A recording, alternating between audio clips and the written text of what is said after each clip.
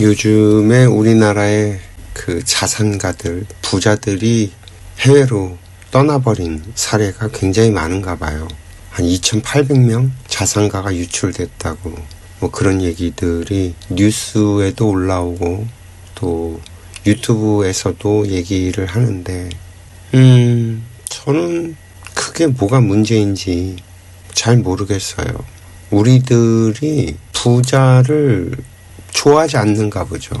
우리나라 국민들이 참 재미나죠. 돈해서 돈에 미쳐서 사는 나라 같은데 그 여론조사인가 뭐 이런 거에서도 뭐가 가장 중요하냐 그러면 결국엔 돈이 가장 중요하다.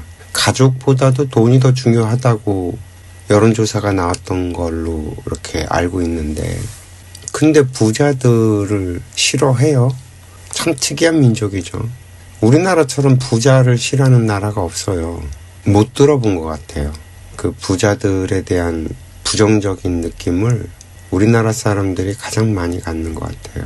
왜 그런 얘기 있잖아요. 아, 저 새끼 돈 좀 있다고 뭐 이런 표현들을 늘상 쓰죠. 근데 뭐가 부자인지 돈이 많으면 부자인가 싶기도 하고 또 우리나라 기업들에 대해서도 상당히 좀 부정적이죠.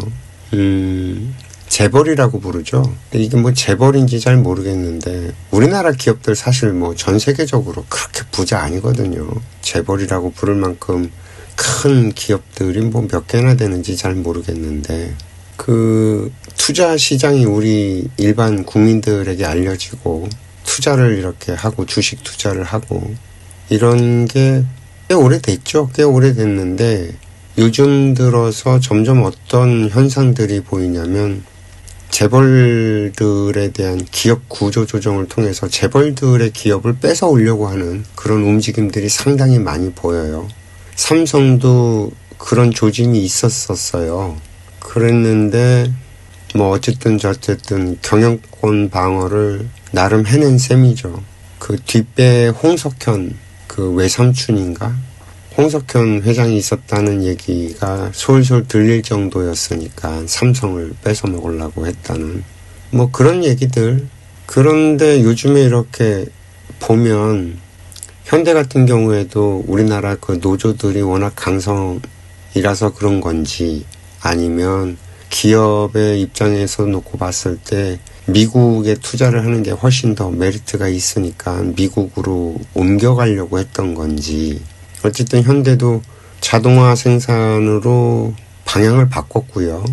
그리고 생산 기지를 우리나라에서 좀 다른 나라들로 옮기려고 다양한 시도를 하고 있는 것 같고요. 전 세계에서 노조가 강성인 걸로 치면 우리나라가 좀 심한 편에 속하는 것 같아요. 왜 이런 현상들이 생기느냐 이 원인에 대해서 좀 생각을 해볼 필요가 있는데 기업이 운영을 잘 하면 뭐 부자들이 잘 살면 이런 현상이 생기진 않겠죠. 기본적으로 우리나라 사람들이 대가 세요. 다른 나라 사람들에 비해서 이 지도자랑 일반 백성들이랑 구분해내기가 쉽지 않을 정도로 우리나라 국민들의 일반적인 수준 자체가 상당히 높아요. 이게 뭐가 높다라고 얘기하게 되는 건지도 사실 잘 어려운데 뭐 돈으로 치자면 돈이 많은 것도 아니고 지식으로 치자면 지식도 뭐 서로 비슷비슷하고 결국엔 제가 설명해낼 수 있는 건 영적인 에너지가 대가 세고 기운이 세다라고 표현할 수밖에 없는 건데 이게 설명을 어떻게 해도 요즘 현대인들이 교육받은 거에 의거해서 설명하자면 설명해낼 길이 없는 거죠. 근데 이제 일단은 기본적인 우리의 환경을 놓고 보면 1950년대 이후로 우리나라에서 태어난 사람들은 누구나 다 똑같이 초등학교, 중학교, 고등학교라는 이 과정을 거치면서 교육을 받고 성장을 하잖아요. 부자든 가난하든 재벌이든 뭐든 간에 학교 울타리 안에서 똑같이 성장을 한다는 얘기예요. 같은 교육을 받고. 대학에 들어가서도 마찬가지죠. 우리가 받아들이고 배우고 하는 그 지식이 뭐 부자께 따로 있고 가난한 사람께 따로 있는 게 아니라 똑같은 교육을 받는다는 거죠. 그러다 보니 수준이 비슷한 거예요. 지적 수준이. 옛날에 부자들은 배운 사람들이 많았어요. 최소한 서당에 다니면서 그 한학을 배우고 글을 깨우쳐서 글도 모르고 사는 그 까막눈들보다는 눈이 밝았단 얘기죠. 그러니 아랫사람들을 거느리고 이 아랫사람들을 다스릴 수 있는 실력과 힘이 있었다는 얘기인데, 지금은 이제 그 경계마저 무너져 버렸으니까 부잣집에 태어났다고 해서 뭐 특별할 것도 없고, 가난한 집에 태어났다고 해서 뭐 모자랄 것도 없는 그런 나라가 돼버렸죠. 그러니 뭐 위아래도 없고 중구난방이고 니니 내니 해가면서 뭐 서로 맞먹는 그런 사회가 돼버렸죠.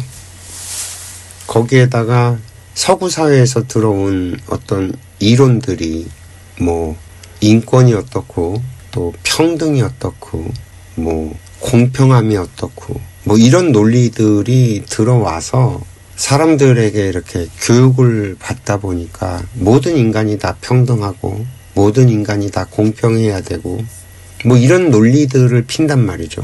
그게 교육받고, 그러니 사고하고 생각하는 방식이 전 국민들이 다 그쪽 방향으로 그런 시각으로 세상을 바라보게 되어 있다는 거죠.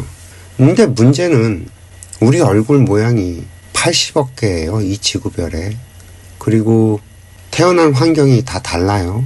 태어난 환경, 자라는 환경이 80억 개예요. 만약에 우리가 이 우리나라에서 공평을 주장하려면 저기 저 아프리카에 있는 애들하고 저 미국의 그 할렘가에서 자라는 애들하고 저 남미의 쿠바 같은 나라에서 사는 사람하고 북한에서 태어나서 자라는 아이들하고 다 공평해야 되잖아요. 평등해야 되고. 근데 우리는 그런 얘기는 절대 안 하거든요. 아프리카에 굶어 죽는 애들이 있다라는 사실을 우리는 우리의 의식에 두지 않고 그냥 살아가요. 지금 당장 내 눈앞에서 누가 돈이 많고 부잣집에 태어나서 좋은 환경에서 사는 게 불공평하다라고 불평불만을 하지, 내가 대한민국에 태어났다라는 그 자체가 얼마나 축복인지 뭐 이런 얘기들은 일절하지 않거든요. 그래서 이 민주당 계열, 그 진보 계열의 사람들이 주장하는 바를 이렇게 들어보면 저는 좀 굉장히 허망해요. 논리적으로도 안 맞고. 이제 저희 인생학교에서는 이 세상에 펼쳐져 있는 모든 환경을 있는 그대로 놓고 거기에서 출발을 하죠.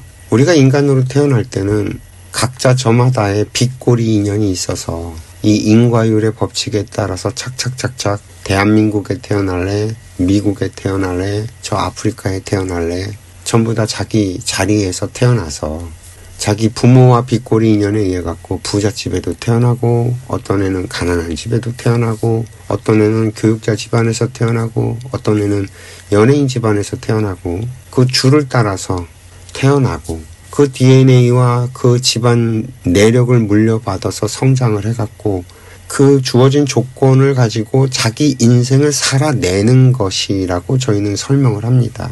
그래서 부자라고 부러워할 것도 없고 가난하다고 슬퍼할 일도 아니고, 요번에 내 인생을 살아가는 데 있어서 내 인생의 숙제를 풀어내는데 전혀 부족하지 않은, 그래서 나한테 딱 맞는, 내 인생에 딱 맞는 것들로 정확하게 주어진다라는 이런 전제 조건을 가지고 설명을 하기 때문에 이 세상에 불평불만할 게 한 개도 없다는 거죠. 그 전제 조건이 삐그덕삐그덕 거리니까 불평불만이 자꾸 쌓이고, 그러니까 갈등이 생기는 거라고 저희는 바라보는 겁니다. 그 지금 현재 우리나라에서 부자들이 떠나고 있다라는 얘기는 부자들이 살기에 좋지 않은 나라라는 얘기고요. 부자들이 살기에 좋지 않은 나라라는 얘기는 우리가 부자가 되면 엄청 불편해질 수 있다라는 얘기고, 지금 현재 우리가 부자가 아니기 때문에 그나마 여기서 지옥구덩이 같더라도 살아내는 거라는 얘기가 돼요. 웃기죠? 전 국민이 돈돈 하면서 부자가 되길 꿈꾸는데 정작 부자들은 살기가 안 좋아서 떠나는 나라라는 얘기는 우리가 부자가 될 수 없다라는 얘기가 되기도 하거든요. 그러면 이제 사람들이 그래요. 이 나라에서 기껏 이렇게 키워주고 잘 살게 된 놈들이 이 나라에서 돈을 벌어놓고 다른 나라로 떠난다고 또 뭐라고 하고 질타를 하고 그럴 텐데 남의 일에 왜 그렇게 말이 많은지. 자기 인생 살기도 바쁠 텐데. 그리고 부자라고 또 다 떠나는 것도 아니거든요. 삼성 같은 경우엔 미국에 지금 투자를 했다가 다시 또 생각을 바꾸고 우리나라에서 어떻게 뭔가 좀 해보려고 한단 말이죠. 옛날에 제가 80년대 후반, 90년대쯤에 들었던 얘기 중에 삼성도 그렇고 이건희 회장도 그렇고 정주영 회장, 현대 정주영 회장도 그렇고 이 정치하는 애들한테 학을 띄워갖고 다른 나라의 땅을 사서 그 회사를 아예 그쪽으로 옮겨서 뭔가 이렇게 해보려고 그런 시도가 있었다는 얘기를 들었던 기억이 있어요. 뭐 정확한 사실인지 알 수는 없지만 이해는 되더라고요. 우리나라 정치 후져요. 기업하기 좋은 환경은 아니에요. 벌써 90년대쯤부터 우리나라는 기업을 하기에 좋은 환경이 아니에요. 규제도 많고 정부에서 이렇게 워낙 간섭이 많아서 그러니까 나이 더러워서 떠나야겠다라고 해서 충분히 옮겨갈 수도 있었을 텐데 그거마저도 제대로 잘 안 됐었던 얘기거든요. 우리나라 기업들이 외국에 나가서 자리를 잡지 못하고 자꾸 실패를 하는 이유는 너무 간단해요. 그 나라에 도움이 안 되니까. 만약에 기업이 어느 나라로 자리를 옮겨서 거기에서 성장을 하고자 할 때는 그 나라와 같이 성장해가는 그런 방향으로 간다면 그 기업이 실패할 수가 없죠. 오히려 더 크게 성장을 할걸요. 근데 이 생각의 마인드가 대한민국 기업이라는 어떤 이 틀에 갇혀 있다 보니까 단순하게 싼 인건비, 싼 노동력을 이용해서 이윤을 극대화시켜갖고 돈을 버는 그런 식으로 사고체계가 흘러간단 말이죠. 그러니 당연히 어느 나라가 그걸 좋아할 거며 그 공장, 그 회사에서 일을 하는 그 사람들이 그 기업에 대한 애사심, 애착하는 마음이 어떻게 생겨날 것이며 그잖아요. 이용만 하는데 사람들이 그걸 못 넣을까. 정말 없이 못 먹고 못 살 때는 먹고 살아야 되기 때문에 어쩔 수 없이 끌려와서 그런 어거지 활동을 하겠지만 그게 어느 정도 시간이 지나고 조금 이제 먹고 살만해지고 등 따시고 배불러지면 우리나라에서 그런 일이 벌어졌었잖아요. 80년대 지나고 나서 90년대로 접어들면서 조금 먹고 살만해지니까 돈 더 달라고 데모하기 시작하고 그리고 돈 좀 더 줬더니만 결국엔 허리 피고선에는 적게 일하고 돈 더 받으려고 해마다 데모를 하는 버릇을 잘못 들였다는 얘기죠. 기업에서 운영을 하면서 돈으로 거래를 하는 그런 방식으로 운영을 했으니까 이 기업 운영과 관련돼서는 저희 인생학교에서 뭐 누차례 얘기했지만 가족도 그렇고 이 사회도 그렇고 기업도 마찬가지예요. 회사도 그리고 국가도 마찬가지입니다. 단위만 커져갈 뿐이지 원리는 똑같이 하나의 원리로 돌아가요. 같은 꿈을 꾸는 사람들이 모였을 때 시너지가 나요. 서로 다른 꿈을 꾸면 그거는 남이에요. 부부도 부모 자식 사이도 서로 꿈꾸는 게 다르면 남보다 못해져요. 회사도 마찬가지죠. 각자 꿈꾸는 게 다르면 뭐 그게 콩가루 집안이지. 회사는 같은 꿈을 꾸는 사람들이 모여서 으쌰 해가면서 그 자기들이 원하는 걸 이루어 갈 때 훅 하고 일어나는 거지. 그래서 서로가 서로를 믿어주고 서로가 서로를 보듬어주고 하나의 가족이 되어가야지 그게 올바르게 운영돼가는 회사지. 회사 경영진도 그렇고 회사 그 밑에 일하는 모든 사람들 구성원 전체가 각자 다른 꿈을 꾼다면 언제 무너져도 무너질 텐데 그 이제 기업이 운영하는 방식에 있어서 바르게 가는 방법을 못 찾다 보니까 지금 이렇게 그 세상도 혼탁해졌고 돈밖에 모르고 거래만 남은 이런 관계들로 지금 사회가 형성이 되어 버리니까 엉망진창이 되죠. 그리고 존경, 존중 같은 건 받지도 못하죠. 그게 이제 직원들을 먹여 살리는 오너가 직원들에게 인정받지도 못하고 존중받지도 못하고 존경은 개뿔 뭐 이런 상황이 벌어진다면 참 그래요. 그런 회사를 왜 운영하는지 잘 모르겠다는 거죠. 부자들도 마찬가지예요. 부자가 바르게 운영을 해서 돈을 운영한다면 사람들한테 지탄받을 일이 없고요. 이 사회적으로 존중받고 존경을 받아요. 그건 내가 존경받고 존중받는데 이 나라를 떠난다? 그런 일이 벌어질 수 있나요? 그러니까 부자들이 이 부를 운영하는 방법을 모르고 자꾸 엄한 삽질들을 하다 보니 사람들한테 자꾸 지탄을 받고 서로 갈등이 생기고 자칫하다가는 뭐 가진 돈 다 뺏기게 생겼다고 생각이 들어서 이 나라를 떠나는 건데 모든 부자들이 다 떠나는 게 아니라 그랬잖아요. 근기예요, 그것도. 어떤 사람들은 이 나라에서 그걸 견뎌낸단 말이죠. 그만큼 근기가 더 크단 얘기고 이 나라를 못 견디고 떠난다는 얘기는 그만큼 근기가 얕다는 얘기예요.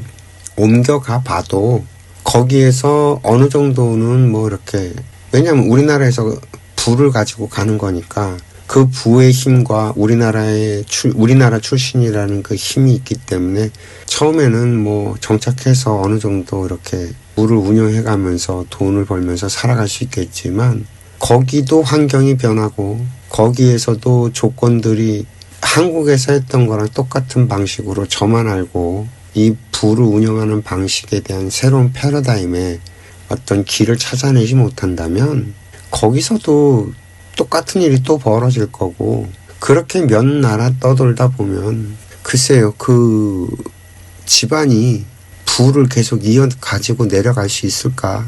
퀘스천 마크가 붙는 거죠.